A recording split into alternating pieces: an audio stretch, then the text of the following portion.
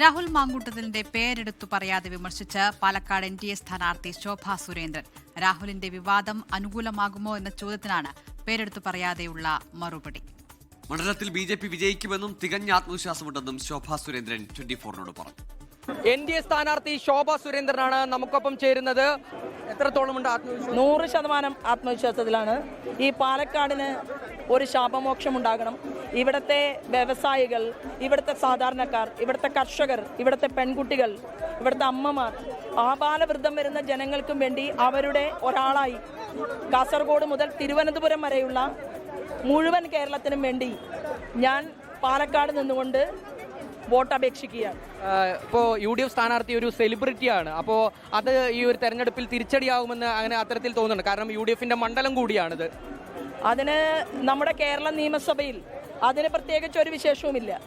കാരണം കേരളത്തിൻ്റെ നിയമസഭയിൽ ചർച്ചകൾ നടക്കുന്നത് ഇവിടുത്തെ രാഷ്ട്രീയ പ്രവർത്തനത്തിൽ അനുഭവവും കരുത്തുമുള്ള ആളുകൾ ജനങ്ങൾക്ക് വേണ്ടി പ്രവർത്തിക്കാൻ വേണ്ടിയിട്ടാണ് നിയമസഭയ്ക്കകത്ത് പോകുന്നത്.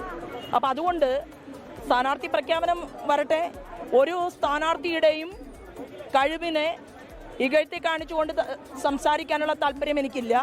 രണ്ട് മുന്നണികളുടെയും സ്ഥാനാർത്ഥികൾ രംഗത്ത് വരട്ടെ. പക്ഷേ പാലക്കാട് ചർച്ച ചെയ്യപ്പെടാൻ പോകുന്നത് നരേന്ദ്രമോദിയുടെ ഗ്യാരണ്ടിയാണ്. രാഹുൽ മാങ്കൂട്ടത്തിൽ വിഷയം അത് നിങ്ങൾക്ക് വോട്ടാവുമെന്ന് കരുതുന്നുണ്ടോ? അല്ല, ഞങ്ങൾക്ക് ആത്മാഭിമാനം നഷ്ടപ്പെടുന്ന കഥകൾ കേൾക്കാനേ ഇഷ്ടമല്ല എന്നുള്ളതാണ്. അത് ആരും കേൾക്കാൻ ആഗ്രഹിക്കുന്നില്ല എന്നുള്ളതാണ്.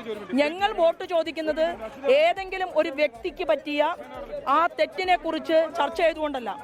ഞങ്ങൾ ചോദിക്കുന്നത് നമുക്ക് പാലക്കാടിനെ മാറ്റണ്ടേ, നമുക്ക് കേരളത്തിലെ വികസനം ചർച്ച ചെയ്യണ്ടേ, നമുക്ക് കേന്ദ്രത്തിൽ നിന്ന് കിട്ടിയിട്ടുള്ള കോടിക്കണക്കിന് രൂപയുടെ ഫണ്ട് അത് എങ്ങനെയാണ് വിനിയോഗിക്കേണ്ടത് എന്നതിനെക്കുറിച്ച് നിയമസഭയ്ക്കകത്ത് കയറി ചെന്നുകൊണ്ട് ജനപക്ഷത്തു നിന്നുകൊണ്ട് സംസാരിക്കാൻ ആളുകൾ വേണ്ടേ എന്നുള്ള ചോദ്യമാണ്.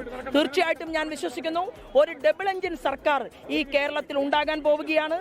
ഇടതുപക്ഷത്തിന് ബദൽ വലതുപക്ഷമല്ല എന്നുള്ളത് തെളിയിച്ചുകൊണ്ട് മാർക്സിസ്റ്റ് പാർട്ടിയുടെ ഒരു സിറ്റിംഗ് MLA കൂടി ഭാരതീയ ജനതാ പാർട്ടിയിലേക്ക് കടന്നു വന്ന ഒരു സമയത്താണ് നമ്മൾ ഒരുമിച്ച് കൂടിയിട്ടുള്ളത്.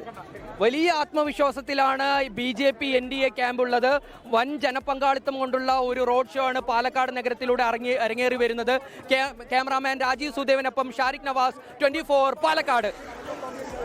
ലോകത്തെവിടെയായാലും ഏത് സമയത്തും 24 വാർത്തകളും ഓഗ്മെന്റഡ് റിയാലിറ്റി പാക്കേജുകളും എക്സ്പ്ലെയിനറുകളും വിശദമായി കാണാൻ ഞങ്ങളുടെ YouTube ചാനൽ നിങ്ങൾക്ക് സബ്സ്ക്രൈബ് ചെയ്യാം.